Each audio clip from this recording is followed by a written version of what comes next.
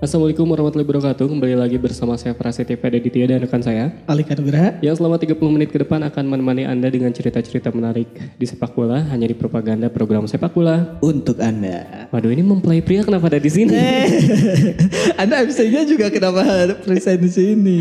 Aduh, kita lagi ada di bandara ya, kayak. Betul. Kita sedang menunggu kedatangan seorang pemain terkenal. Pemain terkenal Siapa mau tahu ke Indonesia. Emang di Indonesia benar? ini Soekarno-Hatta bukan sih? Bukan. Ternyata saya salah bandara ya. Ini Ronaldinho kan katanya mau ke Indonesia. Oh iya, mau ke Indonesia. Mau main apa? Laga apa itu ya? Amal mungkin ya. Kalau di episode yang sekarang nih Kak, kita khusus bakal ngomongin soal transfer-transfer yang agak-agak aneh sih sebenarnya. Dan yang kita mulai dari yang pertama itu adalah soal transfer gagalnya Malcolm ke AS Roma. AS Roma. Jadi ceritanya nih ada akun Twitternya Zenit Saint Petersburg.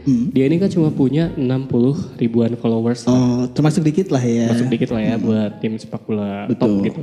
Nah, interaksi mereka juga nggak spesial Kak. Soalnya kalau misalkan sekalinya nge-tweet nih, yang RT tuh paling 10 lah. Aduh. Ya, kalau saya kan RT 17 ya. Wah, RT berapa? Itu RT rumah beda lagi. Ini Zenit gak kepikiran beli followers gimana ya? Dikit banget 60 ribu tuh kayaknya beli followers sih. Itu pemain atau sama staffnya aja lebih dari 10 harusnya. Masa gak mau nge-tweet? Iya, benar juga ya.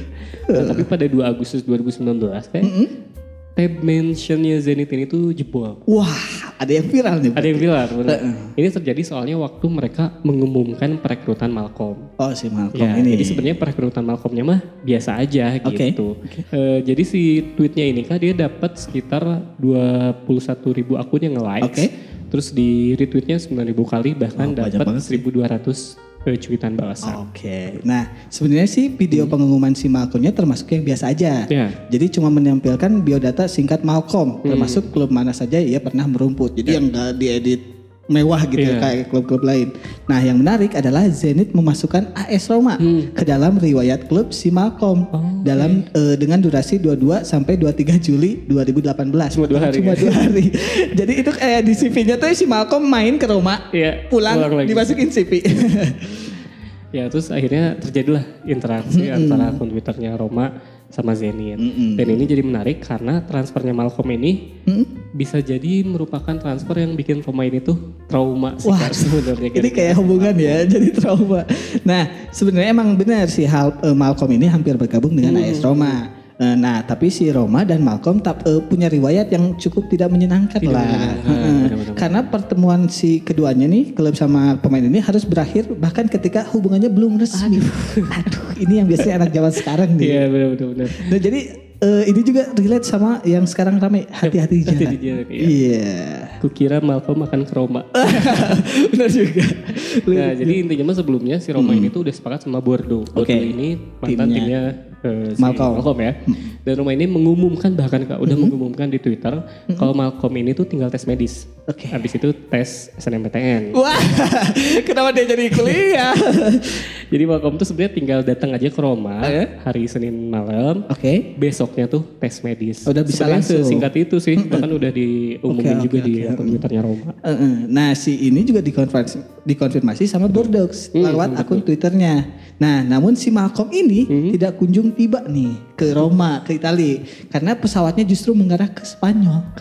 Bener, Malcolm justru tes medis di Barcelona. Jauh ya. Kalau misalnya pesawat kan gak bisa nyasar gitu. Iya. Berarti dia emang. Dan dari Romanya tuh ada klarifikasinya. Yaitu sama direktur olahraganya AS Roma waktu itu namanya Monchi. Dan dia bilang kalau transfernya Malcolm ini sebenarnya mudah buat dijelaskan, tapi agak sulit buat dipahami. Wah, itu kayak hubungan ya. Ini sama kayak kasus Klitih di Jogja. Wah, mudah dijelaskan. Iya, tapi sulit buat dipahami. Kenapa ya orang-orang itu ya? Iya, dia tuh kan ngebacok gitu. Cuma kita bingung ngapain gitu. Kan gak diambil juga barang berharganya. Dan ini bahkan yang ada di Twitter. Seorang kayaknya sih dokter ya, dari akun Twitternya dokter, dia bilang bahwa yang remaja yang melawan Klitih ini karena dampak game yang menggunakan kekerasan. Benar juga, game online. Iya, terus ini dibantah sama pelawak Ernest ya, yang dulunya suka main Mortal Kombat. Dia bilang, dulu saya suka main Mortal Kombat, tapi sekarang saya nggak mau tuh nyebutin usus orang. Gak mau menggal kepala orang. Dan juga ini kenapa jadi keberlanggapan? Nah intinya nih si Roma ini sebenarnya waktu itu udah mencapai kesepakatan pada Senin. Jadi waktu itu hari Seninnya pukul 5 sore udah sepakat. Nah Roma lalu meminta izin ke Bordeaux untuk menetapkan Malcolm buat tes medis tadi. Nah Bordeaux pun mengizinkan. Nah si Roma menyiapkan pesawat yang akan terbang pukul 9 malam. Dan harusnya tiba jam 11 malam. Semuanya sudah selesai. Jadi Roma sebenarnya udah tenang sama percaya diri. Karena udah siapin pesawat segala macam. Bahkan ya pesawatnya udah dikirimin ke sana ya. Iya betul. Jemputnya si Malcolm tadi. Dan ini pun diperkuat oleh Presiden Bordeaux. Oke. Jadi presidennya ini meminta menteri-menteri untuk dialog dengan rakyat apabila ingin menaikkan harga BBM. Gak bisa 3 periode aja. Ini kenapa kesana lagi sih? Jadi Presiden Bordeaux ini dia memaksa Roma Kak buat mengeluarkan pernyataan untuk keberhasilan transfernya si Malcolm itu. Jadi sebenarnya yang ngeluarin pernyataan tuh disuruh sama presidennya Bordeaux. Iya gitu. Udah langsung sampai tingginya ya. Tapi Roma menolak Kak.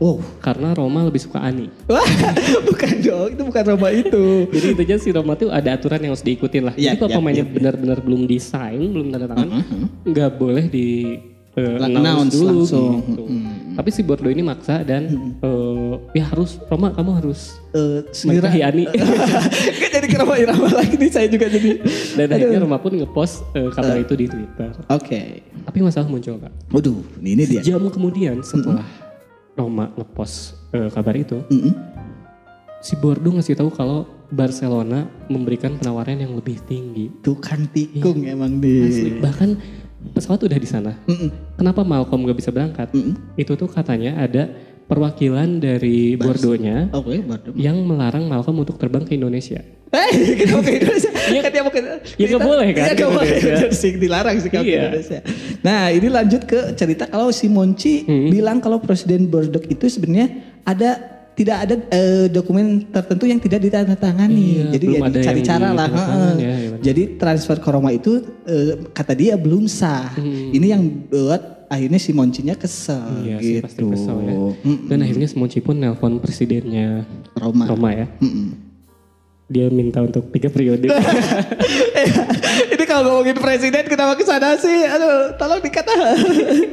Jadi dia itu meminta lampu hijau Kak buat perang apa sih? Dingin duit gitu sama Barca. Langsung transfer aja. Ya, dan presidennya Roma tuh ya udah kita let's go lah gitu melawan Barca. Monchi itu sebenarnya nggak pengen melakukannya sih karena si Monchi itu punya prinsip bahwa kita tuh jangan adu harga lah sama orang. Kalau misalnya kita ngasih 40 orang 41 ya udah sok weh gitu. Kita mah maunya 40. Tapi sama presidennya Roma ya udah sok aja nggak apa-apa gitu ada duitnya.